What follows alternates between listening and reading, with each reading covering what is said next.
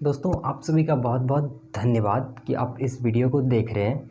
देखिए, आज के इस वीडियो में, आज के इस क्लास में हम सीखने वाले हैं डायरेक्ट एंड इनडायरेक्ट जो स्पीच होता है उसकी सभी रूल्स को आज के इस वीडियो में हम लोग एकदम डिटेल में समझने वाले हैं।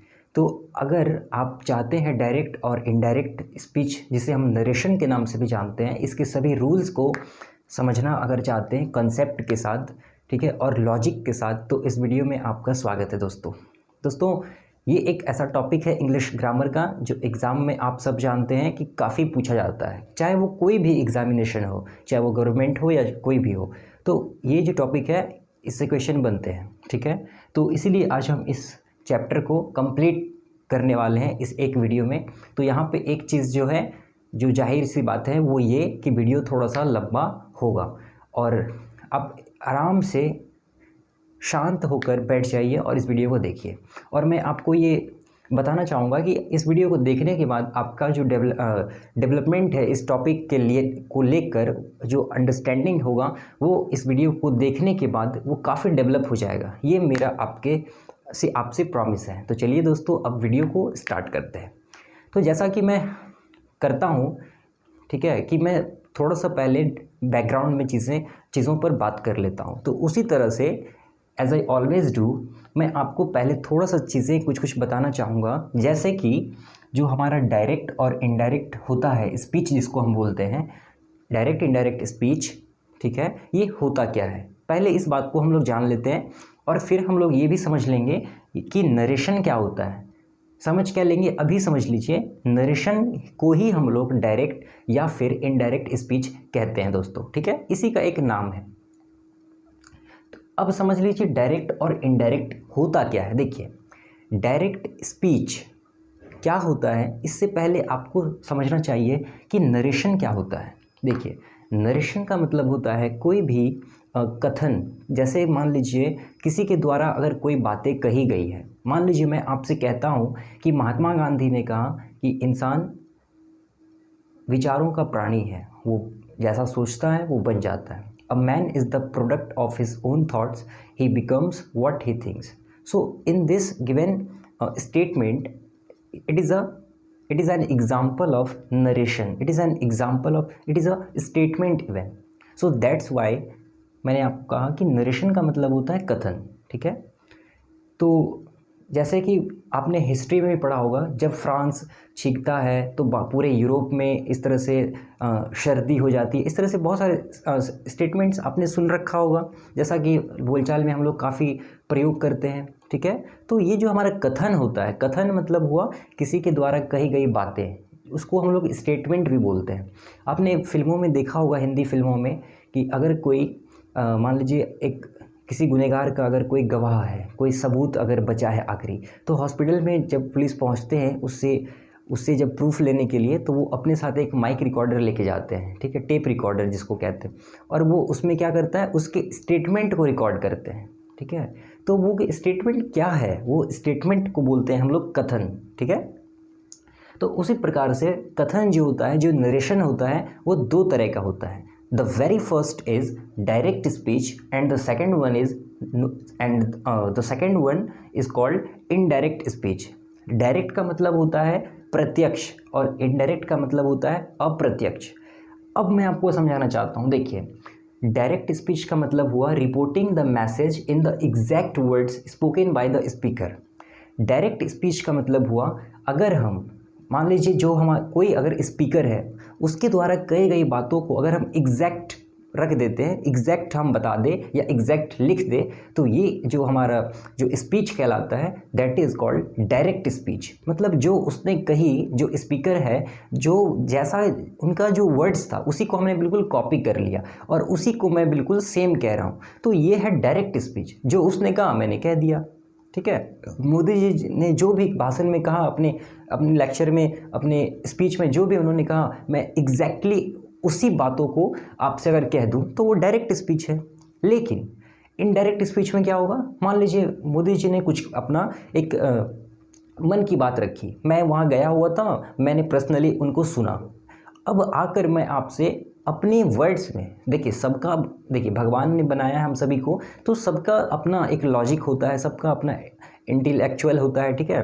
तो उसी प्रकार से जैसे ऑथर्स होते हैं, अलग अलग ऑथर अलग अलग शब्दों का चयन करते हैं, तो उसी प्रकार से अगर मैं मोदी जी के द्वारा कही गई बातों को अपने शब्दों में अगर बयां करूं, कुछ उसमें मिलाकर, कुछ उसमें से निकाल कर, कुछ बढ़ाकर, तो वो कहलाएगा इनडायरेक्ट स्पीच। तो इसीलिए मैंने यहाँ क्या लिख रखा है, reporting the message of the speaker, reporting the message of the speaker in our own words, अपने खुद के शब्दों में जो रिपोर्टिंग हम कर रहे हैं, जिस मैसेज का रिपोर्ट करना मतलब कोई भी चीज़ का जैसे हम व्याख्या कर रहे हैं, ठीक है, अपने खुद के शब्दों में, तो वो जो हमारा स्पीच होगा, वो जो हमारा स्टेटमेंट होगा, उसको हम लोग बोलेंगे इनडायरेक्ट स्पीच।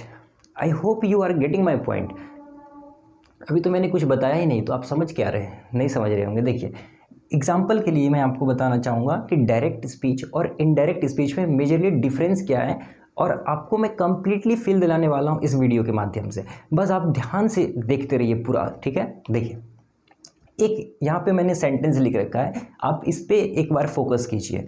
सेंटेंस क्या है, Rama said he is busy, Rama said he is busy now, मतलब रामा ने कहा, रामा सेड कि वो अभी व्यस्त है, रामा ने कहा कि वो अभी व्यस्त है, ठीक है, डायरेक्ट स्पीच में।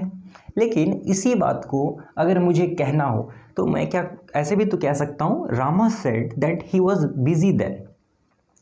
मान लीजिए मैं रामा के पास था, ठीक है, मेरी बातें राम से हुई, अब उसने क्या कहा, मैंने उससे कुछ पूछा, उसने क्या कहा, Rama said he is busy now, वो मुझसे कहता है कि मैं अभी बिजी हूँ।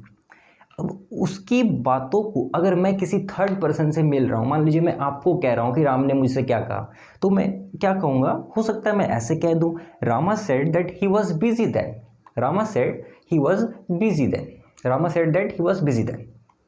या तो अगर मैं ऐसे भी तो कह सकता हूँ, Rama said he is busy now. आपने मुझसे पूछा कि भाई रामा ने क्या कहा या राम ने क्या कहा, तो मैं आपसे कह सकता हूँ, Rama said he is busy now. तो बात कहने के ये तरीके हैं, अगर हम अपने शब्दों में अगर बातों को रख रहे हैं तो इनडायरेक्ट स्पीच, और अगर स्पीकर जो है उसके एग्जैक्ट वर्ड्स को अगर हम कॉपी करके बोल रहे हैं तो वो कहलाता है डायरेक्ट स्पीच। ये बेसिकली मेजर डिफरेंस होता है, ठीक है। अब एक जो इम्पॉर्टेंट चीज़ यहाँ ये है समझने वाली, जैसे कि हम लोग डायरेक्ट और इनडायरेक्ट में चेंज करते हैं, ठीक है, या आप कह लीजिए डायरेक्ट से इनडायरेक्ट स्पीच में कन्वर्ट करते हैं, तो कुछ रूल्स हैं जो बदल जाते हैं, कुछ ऐसे रूल्स हैं टेंसेस में जो समय के साथ बदल जाता है, ठीक है। डायरेक्ट से इनडायरेक्ट जब हम बनाएंगे तो वो थोड़ा सा उसमें बदलाव देखने को मिलेगा। तो बेसिकली अब हम वो उसी चीज़ों पर बात करने जा रहे हैं कि आखिर रूल्स क्या है, ठीक है, और रूल्स क्या है, साथ ही साथ मैं आपको खूब सारा एग्जाम्पल्स भी दूंगा जिससे आपका जो अंडरस्टैंडिंग है वो डेवलप हो सके। तो सबसे पहले एक चीज़ आप ये समझिए, रिपोर्टिंग, यहाँ पे मैं एक सेंटेंस लिखता हूँ, द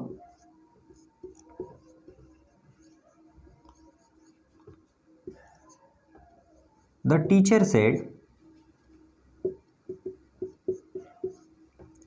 no indiscipline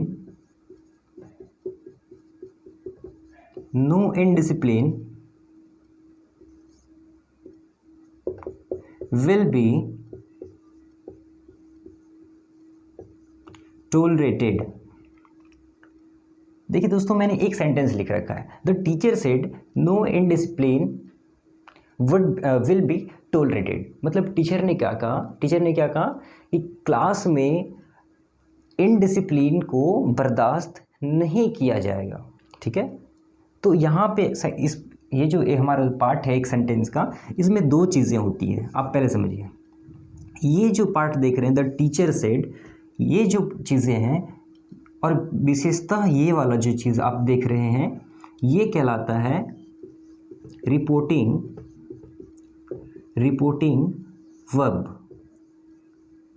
वर्ब इसको बोलते हैं। ये जो हमारा यहाँ पे सेड हो चाहे टोल्ड हो या जो भी चीज़ें यहाँ पे यूज़ किया जा रहा है, इसको बोलेंगे रिपोर्टिंग वर्ब। ठीक है।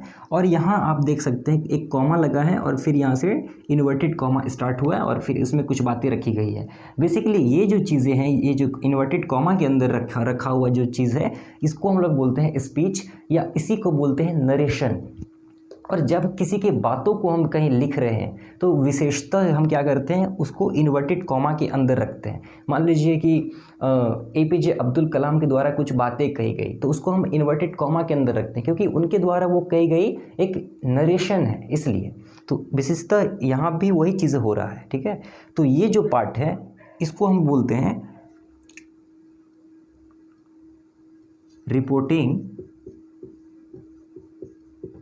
रिपोर्टिंग नहीं कहते, इसे हम लोग कहते हैं डायरेक्ट स्पीच। ये कहलाता है डायरेक्ट स्पीच या रिपोर्टिंग स्पीच भी आप कह सकते हैं। ये रिपोर्टिंग वर्ब, ये डायरेक्ट स्पीच, हमेशा ऐसा देखने को मिलेगा। तो अगर आप ये चीज़ें समझ गए कि ये जो होता है, यहाँ जो वर्ब लगा है द टीचर सेड या द टीचर टोल्ड, ये कहलाता है रिपोर्टिंग वर्ब। और ये जो पार्ट है हमारा इन्वर्टेड कॉमा के अंदर, इसे हम कहते हैं डायरेक्ट स्पीच, ठीक है। अब देखिए, अब मैं आपको एक एक रूल बारीकी से समझाने वाला हूँ। चलिए अब अपना रूल को हम देखते हैं। दोस्तों आइए, अब मैंने क्या किया है, आपके लिए सभी रूल्स को यहाँ पे लिखने की कोशिश किया है। सभी रूल्स तो नहीं कहूँगा, लेकिन हाँ फिर भी बहुत है अभी भी। यहाँ पे आप देख सकते हैं टोटल मैंने 10 रूल्स लिख के रखे हैं डायरेक्ट से इनडायरेक्ट में बदलते समय, जो हमें काम आएंगे। आप ये मत सोचिए कि ये 10 रूल के बाद सारा ख़त्म हो गया, इसके बाद भी है कुछ चीज़ें। पहले आप धीरे धीरे स्टेप बाय स्टेप हम सीखने की कोशिश करते हैं। तो सबसे पहले आप देखिए रूल नंबर 1 क्या कहता है। आप समझ चुके हैं रिपोर्टिंग वर्ब क्या होता है और डायरेक्ट स्पीच क्या होता है। मैं फिर से कह देना चाहूँगा आपसे, देखिए रिपोर्टिंग वर्ब, एक सेंटेंस पहले देखिए, जैसे लिखा है she said I am happy. तो ये जो ये वर्ब है यहाँ पे, ये कहलाता है रिपोर्टिंग वर्ब और ये डायरेक्ट स्पीच, ठीक है। ये बार अब मैं नहीं बोलूँगा। चलिए अब आप समझ चुके हैं ये चीज़ें। ध्यान ये देना है कि कभी भी अगर हमारा रिपोर्टिंग वर्ब अगर पास्ट टेंस में हो तो सब चीज़ everything would be change into past tense. अगर हमारा रिपोर्टिंग वर्ब पास्ट टेंस में हो तो सारा जो डायरेक्ट स्पीच है वो पास्ट टेंस में चेंज हो जाता है। ये कहता है हमारा रूल नंबर 1। जैसे she said I am happy, एक सेंटेंस लिखा है मैंने, she said I am happy. उसने कहा कि वो खुश है, ठीक है। तो रिपोर्टिंग वर्ब तो हमारा है पास्ट में, तो ये चीज़ें भी डायरेक्ट स्पीच भी किस में बदल जाएगा, पास्ट में। पास्ट है तो पास्ट में। चलिए चेंज करते हैं दोस्तों। तो शी का हम लोग पहले शी लिख देते हैं, सेड का सेड, आप चाहे तो टोल्ड भी लिख सकते हैं। ये कॉमा हटा तो दैट आया, ठीक है। कॉमा देखिए यूज़ कहाँ होता है, जब हम थोड़ा सा रेस्ट लेना चाहें, जब हम थोड़ा सा रिलैक्स करना चाहें बोलते बोलते। जैसे मैं आपसे कहता हूँ मोहन कम हियर, तो मैंने जो यहाँ पे गैप लिया, रुका, लिखते समय इसमें हम लोग क्या करते हैं, कॉमा लगा देते हैं। लेकिन बोलते समय तो बोलेंगे नहीं मोहन कॉमा कम हियर, ऐसे तो नहीं बोलते। लेकिन अब दैट का मतलब अगर आप बोल रहे हैं तो कॉमा का सेंस आप दे रहे हैं दैट से, ठीक है। तो दैट यूज़ किया जाता है। दैट का मतलब होता है कि, सिंपल। शी सेड, उसने कहा कि आई एम हैप्पी। तो आई जो है वो चेंज हो जाता है किस में, सब्जेक्ट के हिसाब से। शी के बारे में बात किया जा रहा है, तो ये आई कौन है, ये सब्जेक्ट शी है, तो यहाँ पे हम लोग लिखेंगे she. She said that, she am के प्लेस पे वॉज लगा देंगे, क्योंकि आप जान चुके हैं रिपोर्टिंग वर्ब अगर पास्ट टेंस में होता है तो सारा चीज़ पास्ट टेंस में बदल जाता है और हैप्पी का हैप्पी हो जाएगा। देखिए she said that she was happy, उसने कहा कि वो खुश थी। हम कह रहे हैं इनडायरेक्ट में, तो ये था हमारा डायरेक्ट और ये है हमारा इनडायरेक्ट। तो इस तरह से आपको समझना है। रिपोर्टिंग वर्ब अगर पास्ट टेंस में है तो सारा चीज़ पास्ट टेंस में बदल जाता है। This is our very first rule, ठीक है। दूसरा रूल पे ध्यान दीजिए। दूसरा रूल क्या बोलता है, अगर रिपोर्टिंग वर्ब हमारा पास्ट टेंस में है लेकिन जो डायरेक्ट स्पीच है हमारा हैबिचुअल एक्शन या यूनिवर्सल ट्रुथ को बताता है, तो कोई भी चेंजेस हम डायरेक्ट स्पीच में नहीं करते हैं। परमानेंटल ट्रूथ या फिर यूनिवर्सल ट्रूथ क्या होता है? Now this question comes in our mind that what is the meaning of universal truth और permanental truth. So let me tell you what is the meaning of permanental truth और universal truth. इस दुनिया में कोई भी चीज़ें हैं जो सच है, ठीक है, जैसे मैं आपसे कहता हूँ water boils at 100 degree Celsius, this is an example of universal truth. ये एक यूनिवर्सल ट्रूथ है, ये एक परमानेंटल ट्रूथ है। मैं आपसे कहता हूँ the earth revolves around the sun, मान लीजिए और एग्जाम्पल देखिए, जैसे मैं आपसे कहता हूँ the teacher said we can not live without oxygen. The teacher said that we, पहले तो हम डायरेक्ट में देख लेते हैं, the teacher said we can not live without water.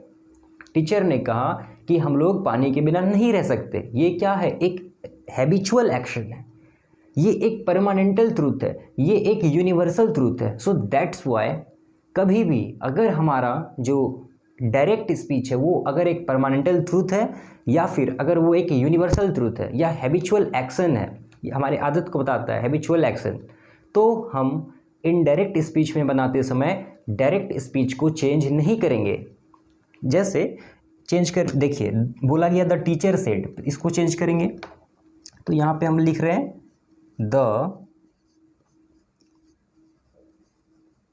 The teacher said, comma हटा तो हम लोग दैट लगाएंगे, द टीचर सेड दैट, और उसके बाद सारे ये जो चीज़ें हैं सबको सेम लिखना है, चेंज होगा ही नहीं। वी एज इट इज़ हम लोग लिख देंगे, we can not live without oxygen. Science का भी स्टूडेंट मैं हूँ थोड़ा सा, तो यहाँ पे O2 लिख देता हूँ, ठीक है। चलिए, the teacher said that we can not live without O2 which means oxygen. तो ये चीज़ आप दो चीज़ समझिए, अगर रिपोर्टिंग वर्ब अगर पास्ट टेंस में है तो हमारा इनडायरेक्ट बनाते समय सारा चीज़ भी पास्ट टेंस में बदल जाता है। Rule number 1। रूल नंबर 2 क्या कहता है?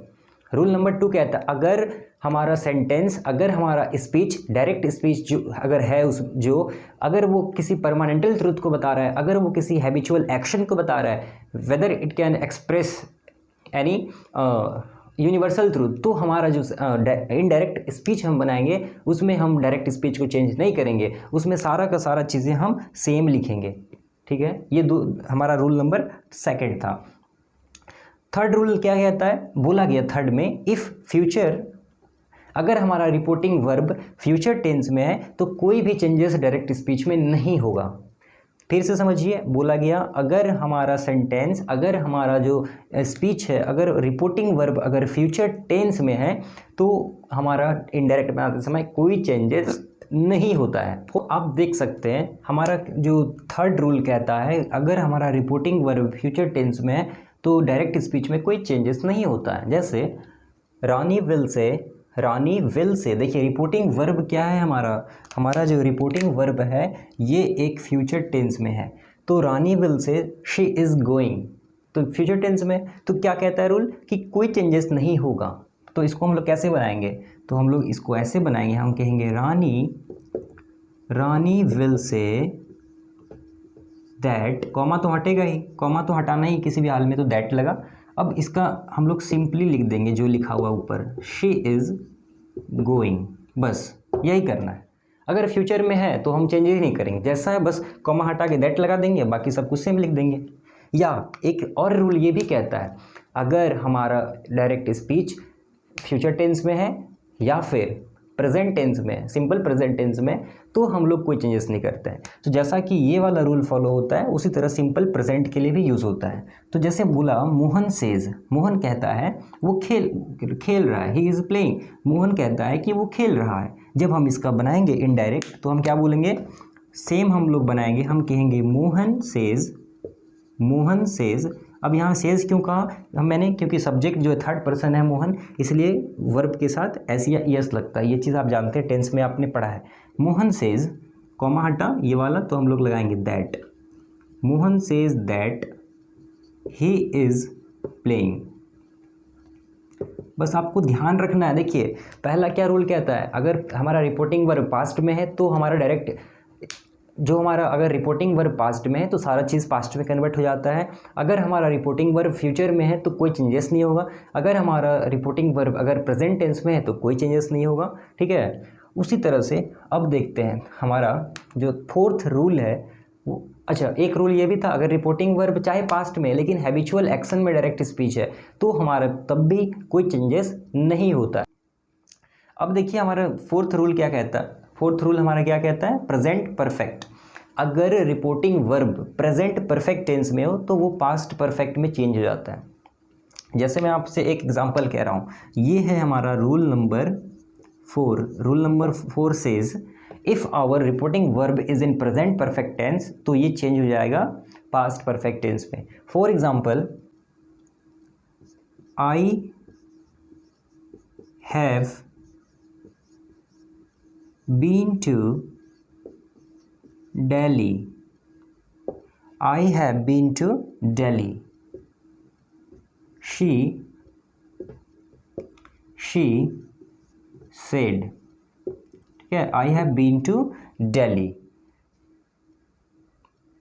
अब इस चीज़ को, ये जो सेंटेंस है, अब इसको हम लोग चेंज करेंगे। अब आप सोच रहे होंगे ये तो पहले होता था, अभी ये यहाँ कैसे लिख दिया हमने। होता है, आपने कई सारे बुक्स में देखा होगा कि यहाँ पे पहले हमारा डायरेक्ट स्पीच होता है, यहाँ पे आपने देखा होगा बहुत सारे बुक्स में हमारा जो डायरेक्ट स्पीच होता है ऐसा होता है, और फिर यहाँ पे आप देखते हैं कि हमारा रिपोर्टिंग वर्ब होता है, जैसे शी सेड, शी एक्सप्लेन्ड। ठीक है, इस तरह से। तो इसको हम लोग चेंज कैसे करते हैं, देखिए आप देख सकते हैं ये जो हमारा है वो किस चीज़ में है। मतलब ये हमारा जो टेंस है यहाँ पे प्रेजेंट परफेक्ट टेंस में है। तो प्रेजेंट परफेक्ट जब होता है तो वो पास्ट परफेक्ट में चेंज हो जाता है। तो इसको हम लोग बोलेंगे शी सेड, इसको पहले रखना है, याद रखना आपको। शी सेड दैट, कॉमा हटा तो दैट लगा। आई हैव, आई कौन है, शी है, आपको ध्यान रखना है। She had been to Delhi, मतलब कि वो दिल्ली गई थी, ये चीज़ें हैं। उसने कहा कि वो दिल्ली गई थी। She said that she had been to Delhi. तो आपने देखा प्रेजेंट परफेक्ट रहने से हम लोग पास्ट परफेक्ट में चेंजेस कर देते हैं। अब है प्रेजेंट कॉन्टीन्यूअस में अगर है तो पास्ट कॉन्टीन्यूअस में हमको बदलना है। अगर प्रेजेंट कॉन्टीन्यूअस में है तो पास्ट कॉन्टीन्यूअस में चेंज करते हैं। अगर हमारा डायरेक्ट स्पीच प्रेजेंट कॉन्टीन्यूअस में है तो पास्ट कॉन्टीन्यूअस में हम लोग इनडायरेक्ट में चेंज करते समय बदल देते हैं। ये हमारा कहता है रूल नंबर, ये हमारा है रूल नंबर 5। ठीक है, देखिए एग्जाम्पल के लिए, I am playing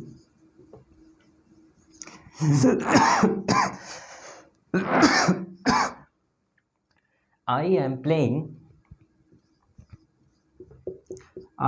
playing guitar. I am playing guitar. Rohan explained. देखिए सेंटेंस बहुत ही मजेदार है। क्या कह रहा है, I am playing guitar, Rohan explained. ठीक है, तो अब हम ऐसे लिखेंगे, हम चेंजेस कर लेते हैं। देखिए आप, ये प्रेजेंट कॉन्टिन्यूअस में तो पास्ट कॉन्टिन्यूअस में बदल जाएगा, याद रखना है आपको। तो हम बोलेंगे रोहन एक्सप्लेन्ड है तो यहाँ भी एक्सप्लेन्ड लगा देंगे। रोहन एक्सप्लेन्ड दैट, कॉमा हटा तो दैट आ गया। दैट आई, फिर आई कौन हो जाएगा, ही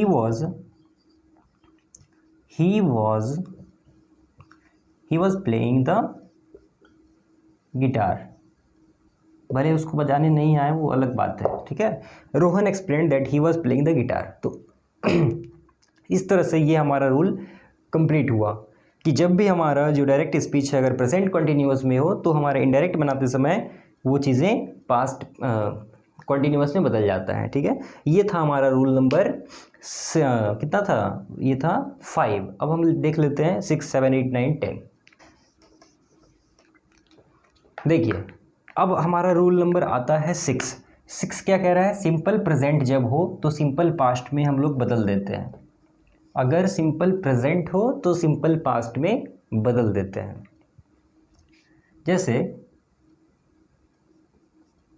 जैसे मीरा मीरा सेज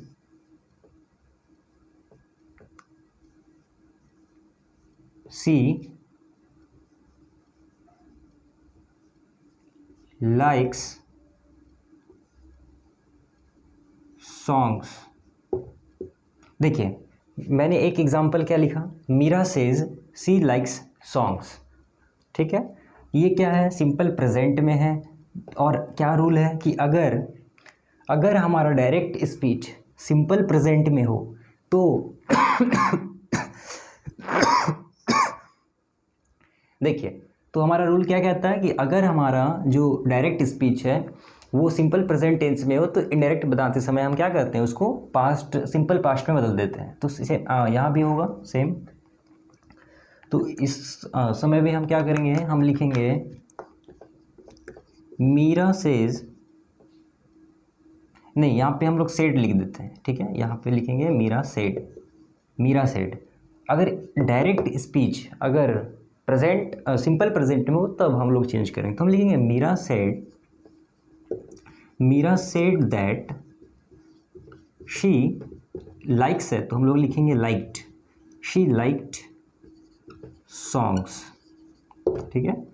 तो ये हमारा सेंटेंस बनेगा, Meera said that she liked songs, ठीक है। तो ये हमारा रूल नंबर 6 कहता है कि अगर हमारा direct speech simple present tense में हो तो हम उसको सिंपल पास्ट टेंस में बदल देते हैं, ठीक है। तो यहाँ पे आप देख सकते हैं लाइक्ड हमारा V2 है, पास्ट में हमने चेंज कर दिया। चलिए अब देख लेते हैं हमारा रूल नंबर जो 7 है वो है, अगर हमारा जो डायरेक्ट स्पीच है अगर सिंपल पास्ट टेंस में हो तो हम लोग उसको क्या करते हैं, इनडायरेक्ट में बनाते समय पास्ट परफेक्ट टेंस में चेंज कर देते हैं। नहीं समझ में आया, फिर से समझिए। अगर हमारा direct speech simple past tense में हो तो उसको हम लोग पास्ट परफेक्ट टेंस में चेंज कर देते हैं। एग्जाम्पल के लिए आप समझिए, सिंपल पास्ट में बदलना है तो देखिए, तो मैं यहाँ पे लिखता हूँ James said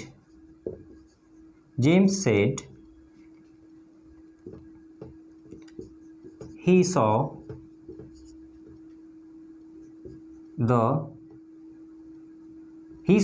an alien। Amit पढ़ाने का भी एक वीडियो आया है, एलियन गर्लफ्रेंड, ठीक है। तो देखिए यहाँ पे क्या लिखा है, James said he saw an alien. तो अब इसको हम लोग चेंज करते हैं। आप पाएंगे कि जो हमारा डायरेक्ट स्पीच है वो क्या है, सिंपल पास्ट में है। तो और सिंपल पास्ट को हम लोग किसमें बदल देते हैं, सिंपल पास्ट को पास्ट परफेक्ट टेंस में बदल देते हैं, परफेक्ट टेंस में। तो हम बनाएंगे James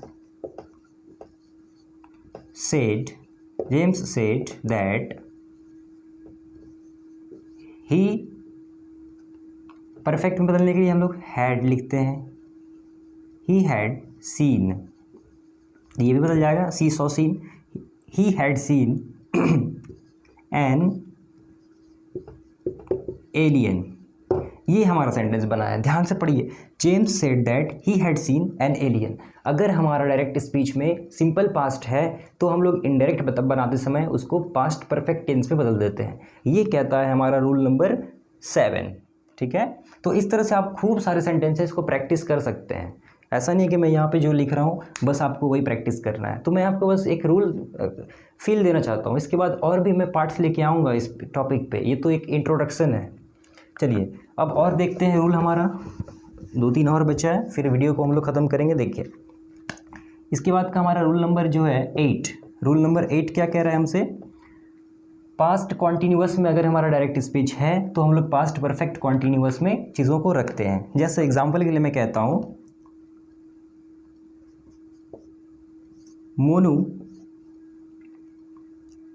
Monu told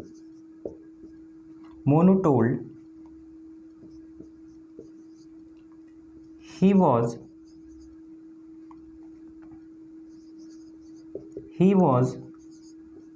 going to the hospital। आप फिर समझिए, Monu told he was going to the hospital, ठीक है। वॉज गोइंग मतलब पास्ट कॉन्टीन्यूअस लगा है। अब इसको हम जब बदलेंगे इनडायरेक्ट में तो ये past continuous past perfect continuous में बदल जाता है। तो हम लिखेंगे मोनू, एक्सप्लेन्ड भी लिख सकते हैं या टोल्ड है तो ठीक है आप टोल्ड लिख लीजिए, या सेड भी लिख सकते हैं। Told that he, past perfect, तो क्या हो जाएगा, हैड लगा देते हैं हम लोग, सॉरी हाँ, पास्ट परफेक्ट कॉन्टिन्यूअस में तो had, he had been going, he had been going to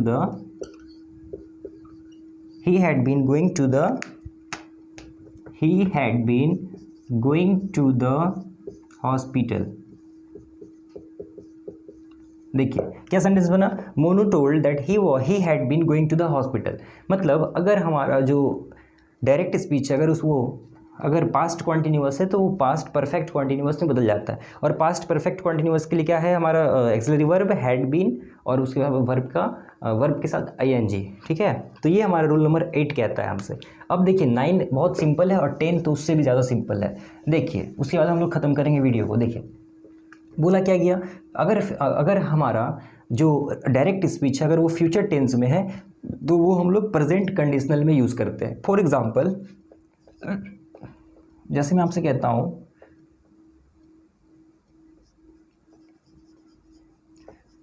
Tarun said he will help us. अब देखिए बहुत अच्छा एग्जांपल है, यहाँ से आप समझ सकते हैं कि फ्यूचर का कैसा हम लोग चेंजेस करते समय रूल यूज़ करते हैं। क्या लिखा है मैंने लिखा Tarun said he will help us. तो यहाँ पे आप देख सकते हैं विल और हेल्प मतलब कि फ्यूचर में यूज़ किया गया है। तो अब देखिए हम लोग जब चेंज करेंगे तो आप लिखेंगे पहले तरुण सेड, कॉमा हट गया इसलिए हम लोग लगाएंगे that, Tarun said that he will change हो जाता है प्रेजेंट कंडीशनल में, तो विल बन जाएगा वुड में चेंज हो जाता है। ठीक है, विल चेंज हो जाएगा वुड में, ही वुड हेल्प अस। उसने कहा था कि वो हमारी मदद करेगा। ठीक है, उसने कहा कि वो हमारी मदद करेगा।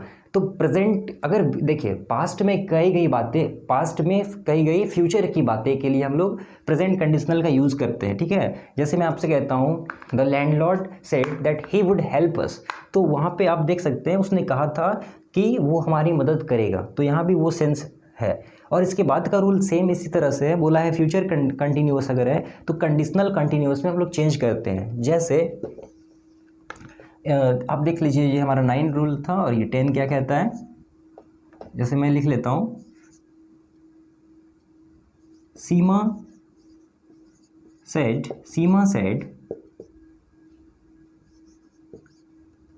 सेड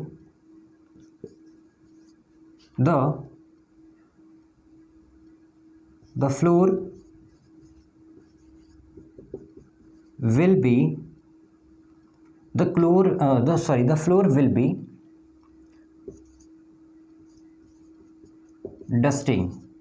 ठीक है, एक एग्जांपल मैंने लिखा है, क्या है, Seema said the floor will be dusting मतलब पोछा लगाना। तो देखिए फ्यूचर टेंस में है तो फ्यूचर कॉन्टिन्यूअस टेंस में है, तो कॉन्टिन्यूअस टेंस में अगर है फ्यूचर कॉन्टिन्यूअस में तो कंडीशनल कॉन्टिन्यूअस में बदलेंगे। तो हम क्या बोलेंगे, Seema said that the floor, Seema said, ये मार्कर मेरा इंसल्ट करवा देता है वीडियो में, Seema said that the floor would be, और वुड बी के बाद हम लोग क्या यूज़ करेंगे ज़रा बताइए, वुड बी के बाद हम लोग यूज़ करेंगे डस्टिंग। ठीक है, डस्टिंग का मतलब हुआ पोछा लगाना। ठीक है, तो आप इस तरह से देखिए Seema said that the floor would be dusting, future continuous में था विल बी और वर्ब के साथ आईएनजी, तो कंडीशनल कॉन्टिन्यूअस में बदल दिया हमने लिखा वुड बी डस्टिंग। तो आई होप आपको ये बेसिकली कुछ रूल्स को समझ में आया होगा, और अगर नहीं भी समझ में आया तो आप एक बार फिर से वीडियो देख सकते हैं। ये 10 रूल आज मैंने यहाँ पे बताया है, और ऐसा ना समझे कि आपका डायरेक्ट इनडायरेक्ट कंप्लीट हो गया, ये तो एक छोटा सा इंट्रोडक्शन मैंने दिया। इसके बाद बहुत सारी चीज़ें हैं, जैसे प्रोनाउंस के लिए हम लोग कैसे करेंगे जब क्वेश्चन पूछा जाएगा, इंट्रोगेटिव के लिए हम लोग इनडायरेक्ट में कैसे चेंज करते हैं। इस तरह से जब इसका पार्ट 2 में लेकर आऊँगा तो वहाँ पे सारी चीज़ों को और डिटेल में आपको कवर कराऊंगा। तो अगर आपको ये वीडियो पसंद आया है तो प्लीज़ इसे एक लाइक कर दीजिए, क्योंकि वीडियो बनाने में बहुत मेहनत लगा है। और मिलते हैं बहुत जल्द अपने नेक्स्ट वीडियो के साथ। Till then take care and goodbye. जय हिंद, वंदे मातरम दोस्तों।